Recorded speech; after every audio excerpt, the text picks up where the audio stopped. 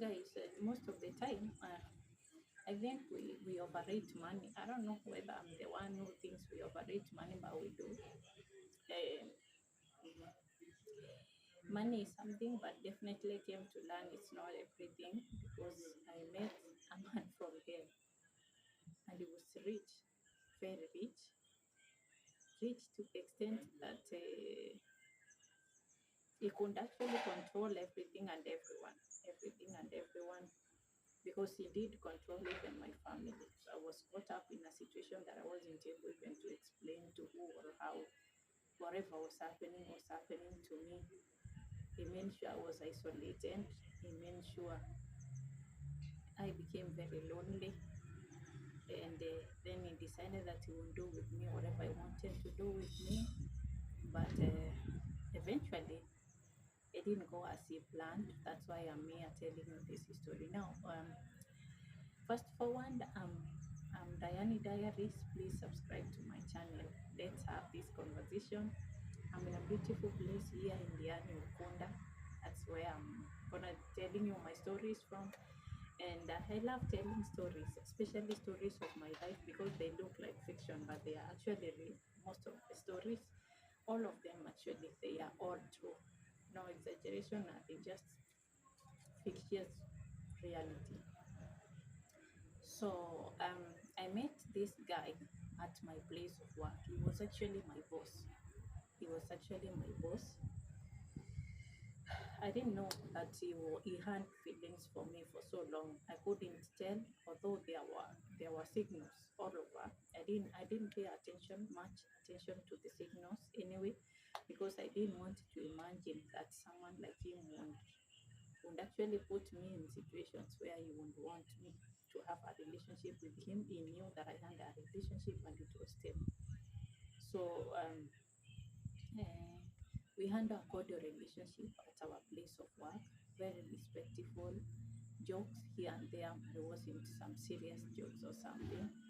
So my stable relationship ended. It was bad. Everybody knew it because it ended in a loud way, and the relationship was also loud.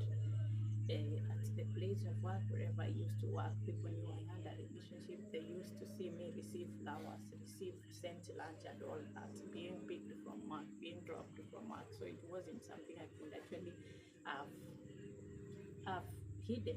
It wasn't something I could have hidden.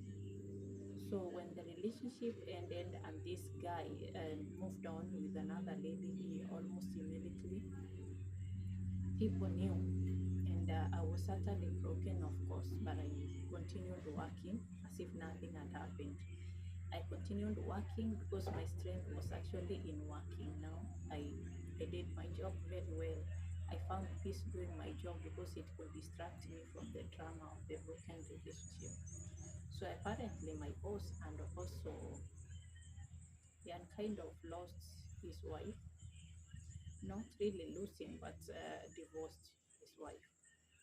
Apparently, he said it was infidelity. The wife had been caught with another man in bed, which was true. But if I knew what I know now, I would have known better. I would have known that that lady was pushed to do whatever that she had done. Anyway, there is no justification for infidelity. Forgive me if you think I hold that view, but that is the story. So he had just been broken, also so much broken, gone through a divorce, gone through infidelity. He was cheated on, and I think he was feeling quite low. So we became not really close, but I remember when we went on our first trip after my breakup. His divorce was out there, everybody knew about it. Mine was out there, everybody knew about it. So we went on this trip in Tanzania. It was a work trip. So we went in Tanzania, Mwanza, Malaika Beach Resorts, if you know it. That's where we went. We were staying there for a week. And so the junior staff were supposed to stay in one apartment, one place, like one side. And the senior ones were supposed to stay on another side. So because he was the boss, um, he had decided that. So kind of when we had been given the keys to our rooms, he, I I was called aside and told that your room is not here, it's on the other side. I was confused, like, why would my room be on this side when the junior staff are staying on this side? And I was told that's what the boss wants. Okay, so I didn't argue about it. I just took the card and went to the room. So when I went to the room, I didn't I had no issues until at around 10 at night. I had a knock on the door. So when I had a knock on the door, I I didn't even think twice about opening the door, for I knew the place was so secure, and we were supposed actually to go out and have dinner around that time, have dinner, drinks, and then come back to our rooms. So when I had the knock, I thought it was someone, a colleague coming to call me. Maybe I'm taken long to shower and get ready or something. So I went and opened the door, and here is my boss. He comes in um, and just finished dressing. So I was like, why are you here? And he told me, for so long I've hidden my feelings for you, Maria, but I'm in love with you for so long. I think it's an opportunity for us to be together. I don't see the problem. I don't see the reason why we shouldn't be together. You've just uh, earned your own drama in relationship. I've earned mine. So can we try and can we try this? I was confused that night, I must say. I was even sweating. You know, first of all, I was afraid that the other staff members, the other colleagues, would actually find out that it was in my room at night. And I was so afraid, I was shaking of what would happen then, all the rumors that might come out. And I was afraid of that.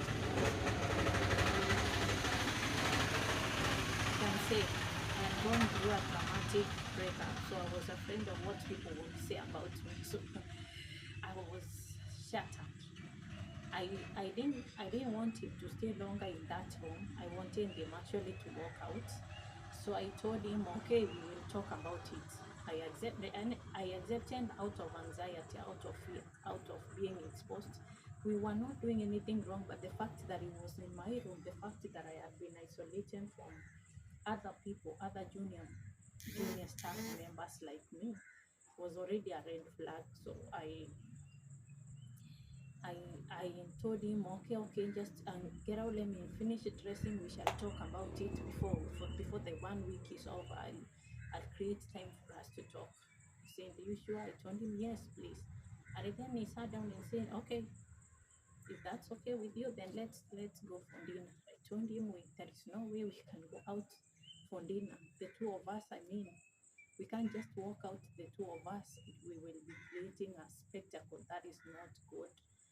And he said, no, there is no spectacle, there is nothing. People will just see us coming out together. No one is on this side, no one is here. And I didn't want to argue, so I just grabbed my shoes and put them on, and I told him, okay, let's go. We went out, and I swear I didn't know what to say when we were walking out to go and join the others for dinner. It was stressful for me. I was feeling anxiety. I was feeling like if everyone is watching me.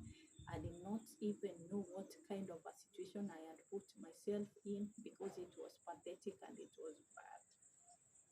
So, um, despite that, we went for dinner and people were dancing and people were happy. But I finished my dinner very fast. I even carried my drink back to my room, went and slept. I didn't really sleep. I was thinking throughout, what is this? What is happening to me? Why did my relationship end, and then this drama comes right to me at my door? I mean, how will I handle this? All those things are the things that kept me awake that day. I didn't sleep, but I tried, because there was a long journey. We were going to visit some other places that day, the following day. I needed that sleep, I needed that rest, but I had just been made very restless. So yeah, I had been put in a situation by my own boss. But anyway, to cut the long story short, I went through a struggle, a dramatic struggle of so many aspects of life.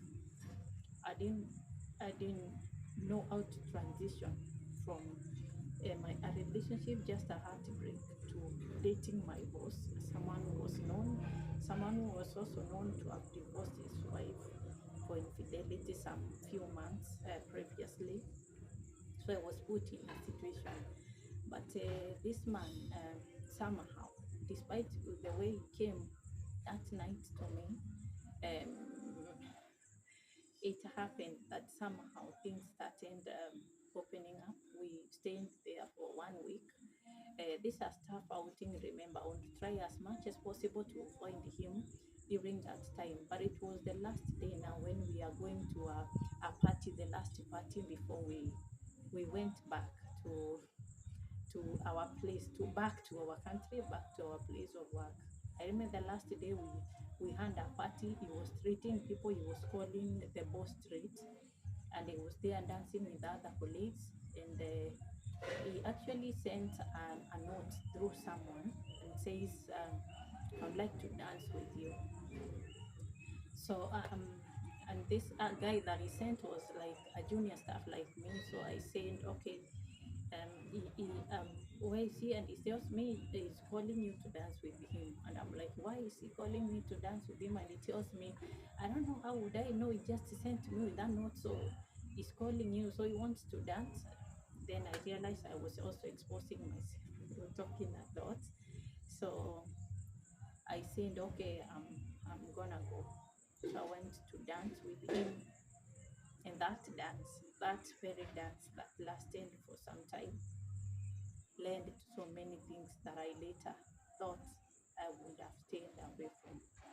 So please, if you want to know how this boss, the rich man from hell, I called him, came into my life and how he affected it, what happened during that dance, how the dance went, and what happened after the dance, how I found myself with him. Subscribe to my channel. I'm bringing you part 2 of my boss and the rich man from hell. It's your girl, Brianni Diaries. Please subscribe to my channel. I love you all. Support me. Take me to 100 subscribers. If you want to 1,000, share, like, comment. And I love you all. See you in my next video. Part 2 coming shortly. I love you. Bye.